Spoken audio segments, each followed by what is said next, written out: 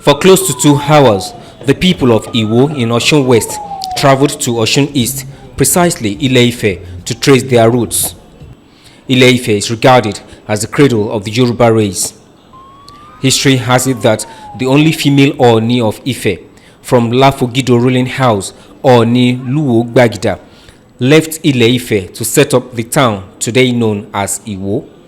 How is it possible for a woman to become king in Ile-Ife? Our Ooni Risha.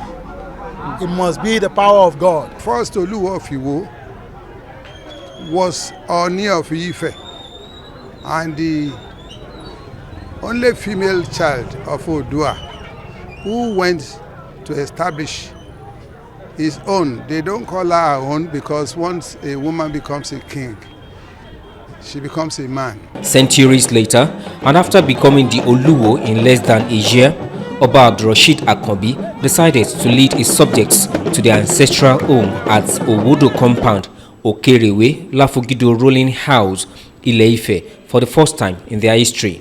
Today is the unification of IWO, the royal stool of IWO, and Ooni stool. And that's why I'm praying for the Ooni that is there now. Let him reign for a long time. I am him, he is me. Like I did not even know that much of history of IWO. It is through his own efforts that has gone into researching and getting the facts. I'm very happy to be here and to discover and know a better way of writing history of Igbo land. The war received with warm embrace from the people of Ife, who believe the visit will spur other towns in Yoruba land to empirically trace their roots to Ife. This Ife prince wants the bond to be further strengthened. You should not forget the house. Yearly we celebrate Luwo Day. Precisely August 31 of every year.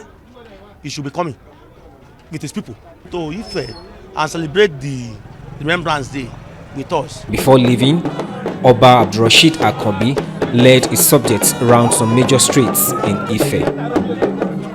Ibrahim Alige, TVC News, Ile-Ife, Osun State.